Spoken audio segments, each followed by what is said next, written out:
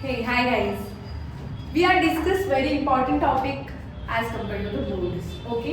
So chapter second है जो very important है human reproductives and higher animals.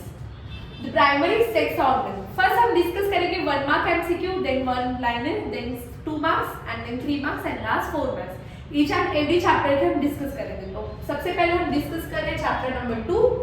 Page number जो क्वेश्चन मैंने पूछा है उसका थियोरी पेज नंबर 20 पे दिया है और करेक्ट आंसर है 1 और यहाँ पे क्वेश्चन है और जो बोल्ड है वो आपका आंसर है.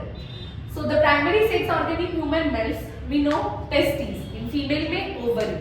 प्रोस्टेट ग्लैंड हमें पता है कि एक सपोर्टिव ग्लैंड है. सेमिनल वेसिकल जो स्पर्म को एक पाइप प्रोवाइड करता है कि सेमिनल फ्लूइड तक पहुंचने के लिए. Penis is external organ. So primary ध्यान रखना पेनिस नहीं है, प्राइमरी सेक्स ऑर्गन टेस्टिस है. सेकेंड है seminal fluid is dash in nature. सबको पता होना चाहिए कि सेमिनल फ्लूइड क्या है. जो स्पर्म सेमिनल फ्लूइड में मूव होते हैं, एक फ्लूइड में मूव होते हैं उसको सेमिनल फ्लूइड बोलते हैं.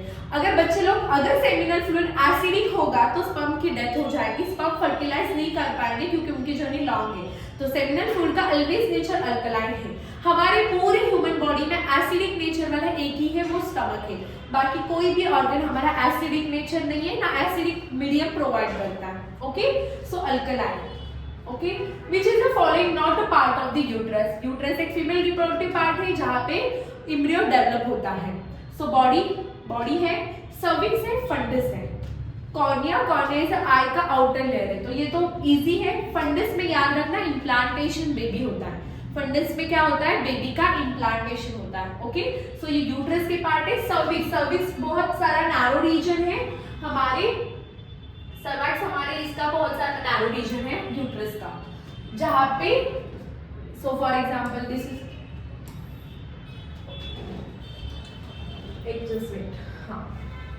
This is our uterus and this is narrow opening है जो आपकी सर्विक्स है.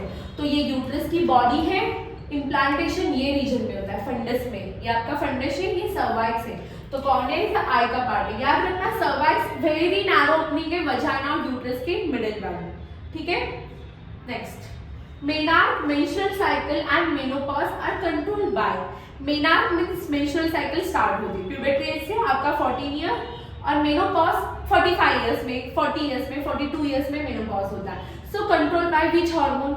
We already know gonadotropic hormone. Gonad means क्या, सेक्स.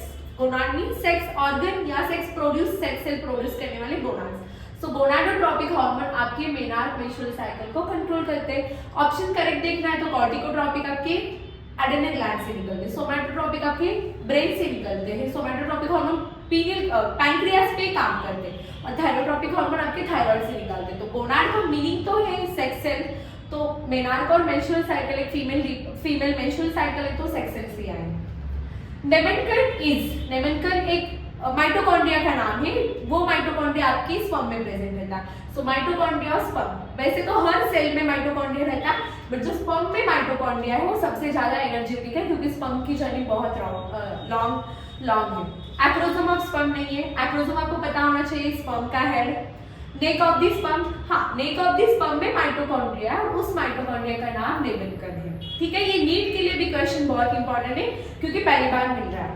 ठीक है, पेज नंबर आपके बुक के टेक्स्ट बुक पे बोर्ड के 29 पे दिया है, पढ़ लेना. Nervous system develop from dash embryonic layer. आपको पता होना चाहिए कि humans and mammals are the triploblastic. So 3 layer है, ectoderm, mesoderm and endoderm. Endoderm बेटा इनसाइड वाला लेयर है और आपकी नर्वस सिस्टम आउटसाइड है. इनसाइड आपके मसल्स है तो आउटसाइड है इसलिए एक्टोडर्म. मेसोडर्म में आपके कुछ रिप्रोडक्टिव पार्ट्स, स्टमक डेवलप होते हैं. तो बेबी जब होते हो तब आप 3 लेयर्स में होते हैं और आपका नर्वस सिस्टम आउटर है, ध्यान रखना एक्टोडर्म से. ठीक है, the average period of pregnancy in human last for 266 days क्योंकि 9 मंथ कैलकुलेट करना 260 डेज. थर्ड ट्राइमेस्टर के बाद ये 260 का 270 भी हो सकता है बट एवरेज 266 है. 266 के बाद आपको सर्जरी करनी पड़ती है, सी सेक्शन करना पड़ता है. 266 में मैक्सिमम बेबी और इम्ब्रियो फिटस जो है आपका वो कंप्लीटली डेवलप होता है. याद रखना मैमल्स में हमारा ह्यूमन का 9 मंथ है बट काउस और बफेलो का 10 मंथ 11 मंथ हो सकता है तो उनका रेशो बढ़ सकता है. हाँ, dash is a permanent method of birth control. Dash is a permanent method of birth control. याद रखना, बर्थ कंट्रोल के टेम्पररी मेथड है, जैसे कि आप कॉन्डम यूज करते हैं, बैरियर मेथड है। सहेली पिल्स से कॉन्ट्रासेप्टिव मेथड है कि आप कंज्यूम कर सकते हो। ओरल इडाइबल एक बर्थ कंट्रोल मेथड है, ओनली पिल्स। उसके बाद आपके पास नेचुरल बर्थ कंट्रोल मेथड है कि आप पेनिस को विड्रॉ कर सकते हैं फीमेल वजाइना से एट द टाइम आप स्पर्म डिपॉजिट करोगे। बट यहाँ पे पूछा है बच्चे बर्थ कंट्रोल परमानेंट, तो याद रखना वैसेक्टोमी मतलब मेल का है, मेल का वासाइल फ्रिंज सेमिनल वेसिकल कट होता है। ट्यूबेक्टोमी फीमेल में होता है, फीमेल की फैलोपियन ट्यूब भी कट होती है तो स्पर्म ओवरी तक पहुंच नहीं पाएंगे। विड्रॉ, विड्रॉ मतलब टेम्परली आप जब फ्यूजन करते हो या सेक्सुअल एक्टिविटी करते हो तो पेनिस आप विड्रॉ करते हो फीमेल बॉडी से, तो ये टेम्पररी मेथड है, परमानेंट नहीं है। कैस्ट्रेशन बहुत न्यू है method, castration method that mean permanently removal of testis, जो कभी होता नहीं है। मेल की मेथड है कैस्ट्रेशन। नीट में एक क्वेश्चन और बन सकता है, castration female birth control method है परमानेंट और castration male birth control method है, ये नीट का क्वेश्चन हो सकता है। तो याद रखना castration male permanent birth control method है, ठीक है। The organism which cause the gonorrhea is, याद रखना गोनोरिया बैक्टीरियल डिसीज है, बोल सकते हैं टेम्पररी डिजीज है और सेक्सुअल एक्टिविटी से होता है, तो गोनोरिया नेसेरिया से होता है। और एक है इसके साथ सिफिलिस, तो सिफिल आपका टेरेपेनोमा सिफिलिस पैलेडियम से होता है। सो गोनोरिया नेसेरिया याद रखना है, बैक्टीरियल है वायरल नहीं है, दोनों याद रखना है गोनोरिया और syphilis, okay. How many pair of testis are present in human male? It's very easy question, one pair, okay, no explanation, single sentence answer, very easy. Name the enzyme secreted by the prostate gland. Prostate gland कहाँ होती है? Mail reproductive part की inside बीच में होती है। Prostate gland आपको क्या provide करती है? प्रोस्टेट ग्लैंड प्रोस्टाग्लैंडुलस प्रोवाइड करती है, कुछ एंजाइम प्रोवाइड करती है जो आपके स्पर्म को मूव करने में हेल्प करेगा, ठीक है।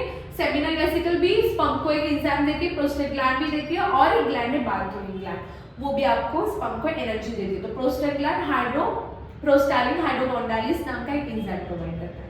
What is the glans penis? Glans penis 1 mark के लिए हमेशा पूछते हैं। पेनिस होता है जो एक्सटर्नल रिप्रोडक्टिव और एक्सटर्नल जेनिटल ऑर्गन बोल सकते हैं मेल का, but what is the glans penis? के पेनिस के ऊपर एक थिक स्किन रहती है जो एक्स्ट्रा रहती है, टिप पे वो इलांग हो सकती है, स्ट्रेच हो सकती है, उसे हम ग्लैंस पेनिस बोल सकते हैं। समटाइम हम ग्लैंस पेनिस की सर्जरी करते हैं एट द टाइम आप प्यूबर्टी एज में होते या 14 इयर्स के कम होते, ग्लैंस पेनिस को कट भी किया जाता है। सो ये आपके फैमिलीज में पता होगा आपको। What is the arteria with respect to the ovary in human females? What is the arteria? So arteria एक ओवरी का डिसऑर्डर है जो ओवरी में क्लम्स बनते हैं। सो ये इतना इंपॉर्टेंट क्वेश्चन नहीं है, पेज नंबर आपके 23 पे दिया है, बट वेरी स्मॉल है, ये कभी पूछा नहीं जा सकता है, बोर्ड इसके ऊपर फोकस नहीं करता है, okay. Name the hydrolytic enzyme secreted by acrosome hydrolysis. Hydrolysis है प्रोटीओलाइटिक एंजाइम से, क्योंकि उसको एक का आउटर लेयर है जो जोना पेनिसुला, उसको पेनिट्रेट करना रहता है। What is a morula? Morula is आपका एम्ब्रियोनिक स्टेज में सबसे पहले मोरिला बनता है, जब जाइगोट बनता है, जाइगोट की नेक्स्ट स्टेज है मोरिला। जाइगोट मींस क्या? एग्स और स्पर्म फर्टिलाइज होते हैं, उसके बाद जाइगोट बनता है, उसके बाद उसका मोरिला बनता है। What is the inner cell mass? Inner cell mass means जब आपका एम्ब्रियोनिक फीटस सेल रहता है तब 3 लेयर्स में आपकी इनर सेल मास रहते हैं, ectoderm, mesoderm, endoderm. Name the embryonic layer from which is the heart, blood and blood vessel develop. Heart, blood and blood vessel कहाँ से डेवलप होंगे? एक्टोडर्म तो बोल दिया है कि बाहर से डेवलप होगा, इसका मेसोडर्म हो सकता है और हार्ट आपका एंडोडर्म से भी हो सकता है। जैसे कि आईज आपके दोनों डेवलप से होते हैं, एक्टोडर्म भी और एंडोडर्म भी। इसके बाद identify the permanent birth control method. ये तो आपकी फीमेल रिप्रोडक्टिव सिस्टम है, और यहाँ पे देखो फैलोपियन ट्यूब है, ये बच्चे फैलोपियन ट्यूब है, ओवरी है, यूट्रस है, सर्वाइक्स है, तो इन्होंने फैलोपियन ट्यूब को कट किया, तो इसे हम बोल सकते हैं ट्यूबेक्टोमी। अगर वैसा डिफरेंशियल को कट किया तो मेल का परमानेंट मेथड है। What is the use of tablet सहेली? वी नो टैबलेट सहेली कॉन्ट्रासेप्टिव पिल है जो आपके एग्स को बनने ही नहीं देती। सो सहेली आप वंस इन अ वीक ले सकते हो। It's also temporary birth control method and only edible pill से birth control method. Identify the IUD in the given example. IUD एक बैरियर मेथड है, आप मेडिकल से परचेज कर सकते हो या फिर डॉक्टर के सजेशन से आप आईयूडी वजाइना के सर्विक्स को ब्लॉक कर सकते हो। जैसे कि यहाँ पे आपका वजाइना है और ये सर्विक्स है, यहाँ पे आईयूडी लूप एंटर करने के बाद आपके स्पर्म ब्लॉक हो जाएंगे, जो यहाँ पे पहुंच ही नहीं पाएंगे आपके फैलोपियन ट्यूब से, और इस्टमस एम्पुला में फर्टिलाइजेशन नहीं होगा। आईयूडी पिन से सिमिलर है कॉपर टी। ये पैरेलल मेथड है, टेम्पररी मेथड है, आप 1-2 ईयर तक रख सकते हो, उसके बाद उसको आपको चेंज करना पड़ेगा। Draw the label diagram of LS of testis. अभी लेबल डायग्राम नहीं है बट इंपॉर्टेंट क्वेश्चन है। एलएस ऑफ टेस्टिस को आप पेज नंबर 20 से पढ़ लेना। पहले स्पर्म बहुत बार पूछते थे बट अभी नया टॉपिक लोग पूछने लगे, LS of testis. Describe the Graafian follicles. Graafian follicles भी आपके पेज नंबर 24 पे है, आपको एक्सप्लेन करना। ये इंपॉर्टेंट क्वेश्चन है, आप इस गो थ्रू ये this also question very important. Right a short note of fallopian tube. आपको पता है फैलोपियन ट्यूब यहाँ पे है और 3 इसमें डिवाइडेड। फंडिबुलर जो ओवरी के बाजू में है वो फंडिबुलर से, मिडल में एम्पुला है, ठीक है, मिडल में एम्पुला है, ठीक है। ये फैलोपियन ट्यूब है, 2 पेयर फैलोपियन ट्यूब रहते हैं। फैलोपियन ट्यूब का फंक्शन क्या है बेटा, जो ओवरी एग्स रिलीज करते हैं उस एग्स को यूट्रस तक आना है और वजाइना से बाहर फेंकना है, तो ओवरी से यूट्रस तक आने के लिए आपके फैलोपियन ट्यूब काम करते हैं। Give the account external genital in human females. External genital पूछा, इंटरनल नहीं। इंटरनल होता है तो ओवरी यूट्रस। एक्सटर्नल क्या, क्लीटरिस है आपका, ठीक है, क्लीटरिस आपका एक्सटर्नल जेनाइटल है, okay. Explain the structure secondary oocyte. जो ओसाइट सेकेंडरी स्ट्रक्चर में है उसमें से मैच्योर होते हैं, सेकेंडरी स्ट्रक्चर में से ओसाइट मैच्योर होके ओवा बनाते हैं। तो ये भी आपका पेज नंबर 30 पे दिया है, आप इससे गो थ्रू होना। Very very important question, short video बनाना है इसीलिए आप इससे गो थ्रू होना। Write the account of cleavage during the embryonic development in humans. Cleavage के अकाउंट्स देखने आपको, ये क्वेश्चंस मोस्टली हाफ मार्क्स के लिए पूछ सकते हैं। मॉड्यूला पॉइंट में से आता है। सबसे पहले स्पर्म एंड एग्स फ्यूज होते हैं, उसके बाद जाइगोट बनता है, जाइगोट के बाद मोड्यूला बनता है, मोड्यूला के बाद ब्लास्टुलेशन होता है, फिर गैस्ट्रुलेशन होता है। इसको क्लीवेज बोलते हैं। ये एम्ब्रियोनिक डेवलपमेंट में 3 लेयर से होता है बेटा, ectoderm, endoderm and mesoderm. Okay, यहाँ से आपके पार्ट देने हैं, ये आपकी आइडेंटिफाई डायग्राम्स एंड पार्ट करने। तो ये आपके आइडेंटिफाई डीएस ऑफ ओवरीज, तो आपको इसके पार्ट्स नेम लेबल याद करने हैं, जैसे कि कोरोना रेडिएटा है, जोना पेलिसिडा है। What is the lactation? Lactation, which hormone is responsible to regular secretion? Gonadotropic hormone है आपका। lactation सबसे एंड में होता है, जब पार्चुरेशन होता है, बेबी डिलीवर हो जाता है, उसके बाद लैक्टेटिंग आपका स्टार्ट होता है। तो पार्चुरेशन के टाइम आपके प्रोजेस्टेरॉन रिलीज होते हैं, ऑक्सीटिन रिलीज होते हैं, आपका रिलैक्सिन हार्मोन रिलीज होता है, तो उसके बाद ही आपका लैक्टेशन स्टार्ट होता है। Lactation that means new born baby का होने के बाद मदर को ब्रेस्ट मिल्क ऑटोमेटिक से स्टार्ट होता है और दूध में लैक्टोज होता है, उससे नाम मिला है लैक्टेशन। और एक क्वेश्चन आता है बेटा कोलेस्ट्रॉम, COLOSTROM। कोलेस्ट्रॉम क्या है? कोलेस्ट्रॉम जब पार्चुरेशन के बाद 2 दिन के बाद जो sticky whitish yellowish creamy milk आता है मदर के मैमरी ग्लैंड से, उसको कोलेस्ट्रॉम बोलते हैं। वो हाईली फैटी नहीं होता है, मोस्टली लगता है कि वो हाई फैट कंटेंट है but very low fat content है, बट वेरी इंपॉर्टेंट है क्योंकि नेचुरल एबिलिटी है। Mention any 2 different goal of RCH programme. RCH programme तो पता होना चाहिए, reproductive child health. RCH that means reproductive child health. बच्चों फुल फॉर्म याद रखना, रिप्रोडक्टिव चाइल्ड हेल्थ। एक एक्सटर्नल प्रोग्राम में गवर्नमेंट थ्रू लिया जाता है, स्कूल और कॉलेजेस में या कुछ सोसाइटीज में, आपके हॉस्टल में लिया जाता है। Awareness of reproductive disorder, reproductive age, awareness of puberty, awareness of menstrual cycle. Boys को भी ये प्रोग्राम, बॉयज को भी इस प्रोग्राम की इंफॉर्मेशन दी जाती है, गर्ल्स को भी, बिकॉज आप प्यूबर्टी एज में डेवलप होते हैं, आपको आपके अपोजिट पार्टनर्स के जो भी जेनिटल ऑर्गन्स हैं इनका इंट्रोडक्शन दिया जाता है प्यूबर्टी एज में। तो RCH programme mostly puberty age में होता है और समटाइम RCH प्रोग्राम हॉस्पिटल भी ऑथराइज करके जो प्रेग्नेंट वुमेन है कि how to care baby and vaginal care कैसे कर सकते हो आप।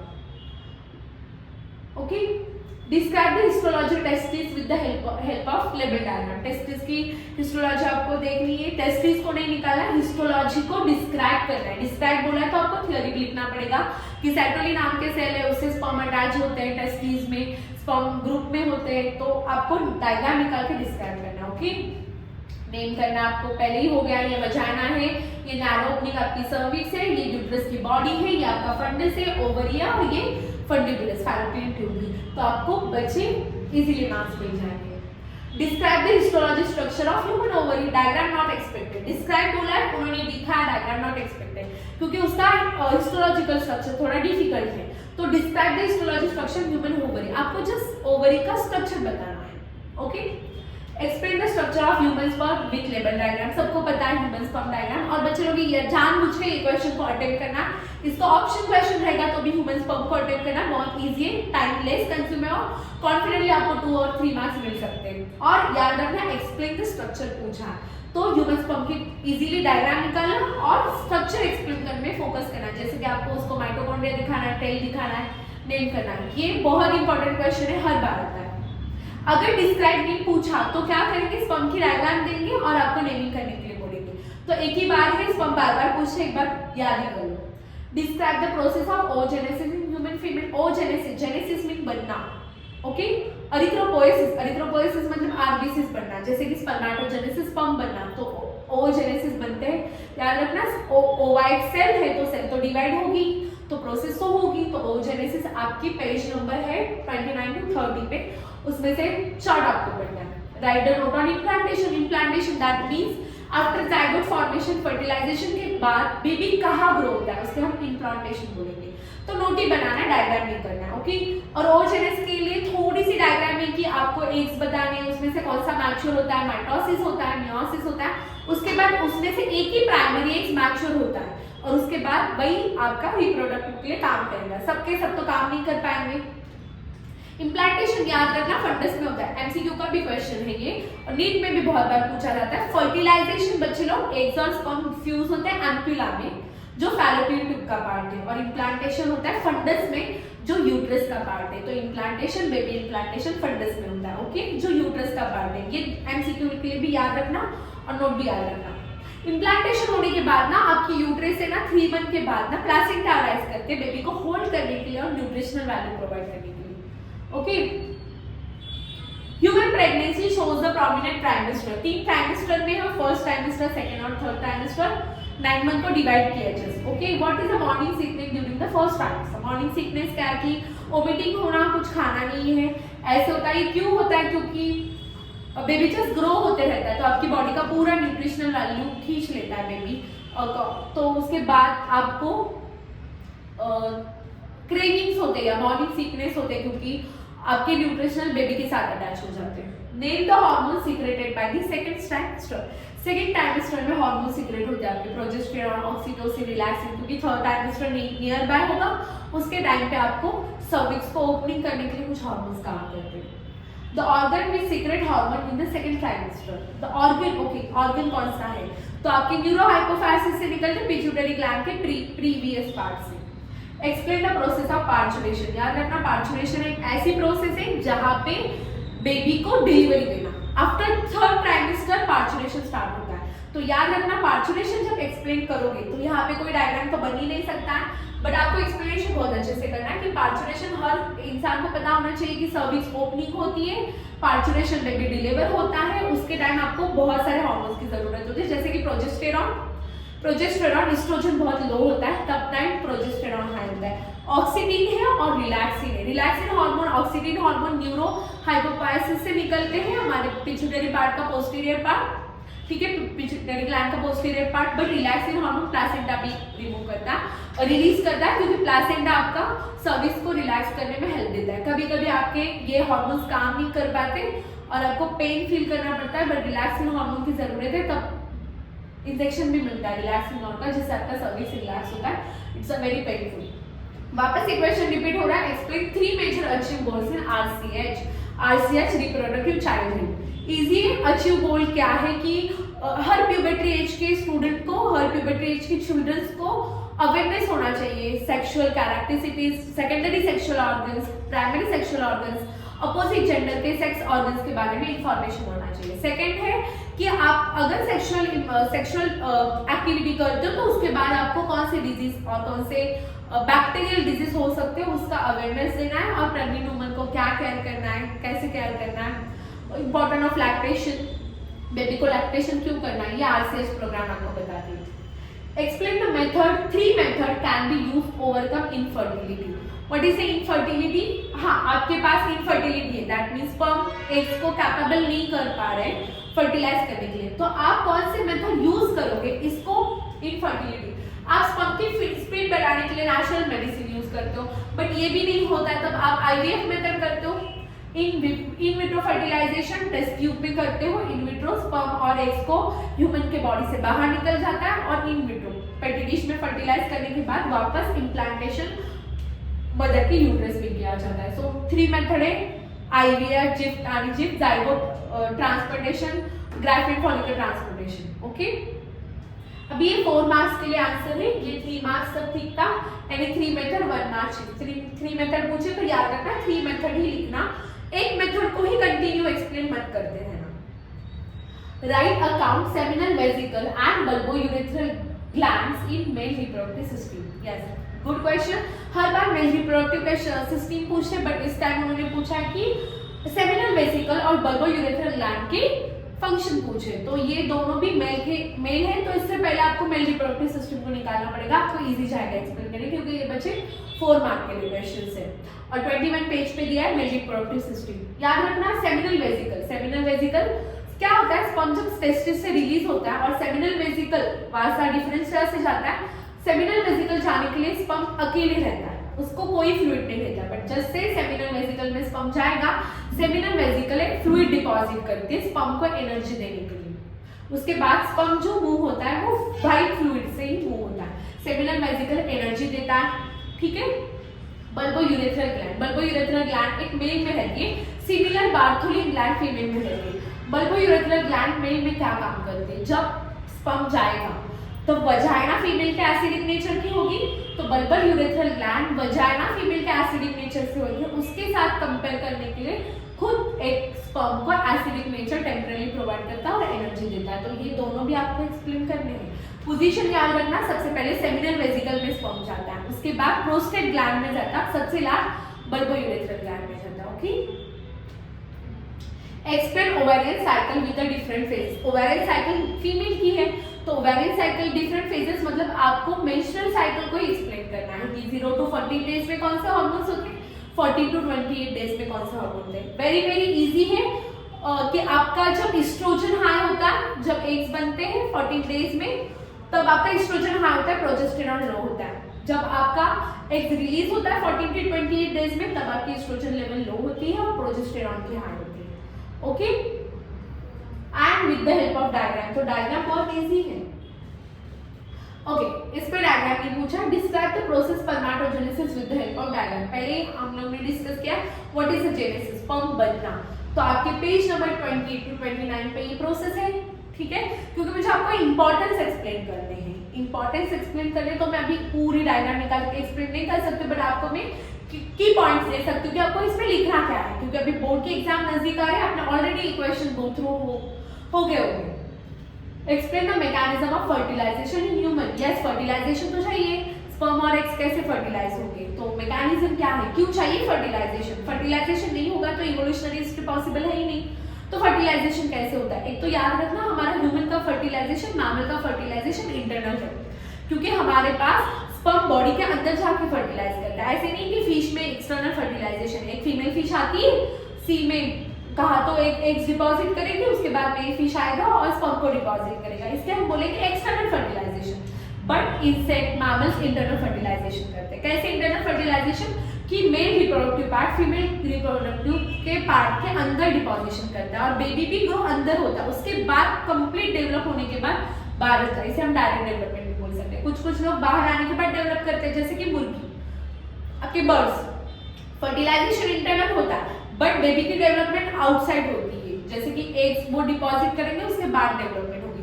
तो हमारी फर्टिलाइजेशन इंटरनल होती है और फर्टिलाइजेशन के बाद ही आपका न्यू प्रोजेनी बनेगा, न्यू जनरेशन बनेगा। So fertilization is a very important. Fertilization नहीं होगा तो आप इनफर्टाइल होंगे। और write detail any four temporary method of birth control. Question बार बार रिपीट हो रहा है, दैट मीन्स इसको फोकस करना।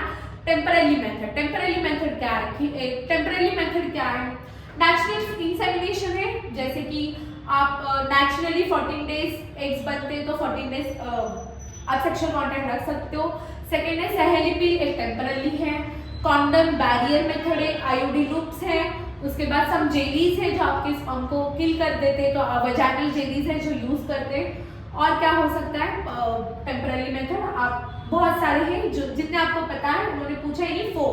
तो आपको सिर्फ नेम नहीं रखना है क्योंकि क्वेश्चन 4 मार्क्स के लिए। एक मेथड को आपको 1 मार्क्स ईच मिलना चाहिए। दैट मींस मैं बोल रही हूँ सहेली एक टेम्परेरी मेथड है बट कंट्रोल, तो आप लिखो सहेली से contraceptive pill once in a week आप कंज्यूम कर सकते हो, फीमेल कंज्यूम करती है। कॉन्ट्रासेप्टिव पिल है जो इडाइबल मेथड है, और एक ही इडाइबल मेथड है पिल्स, बाकी आप कोई भी इडाइबल मेथड से नहीं कर सकते, वंस इन अ वीक ले सकते हो। ओके, सेकंड है हाँ सहेली के साइड इफेक्ट है कि कॉन्ट्रासेप्टिव पिल है, दैट मींस आपके एग्स बन पाएंगे या नहीं नेक्स्ट मंथ ये पता नहीं हो सकते, इससे वजह से मेंस्ट्रुअल साइकिल के अफेक्ट हो सकता है, वेट बढ़ सकता है।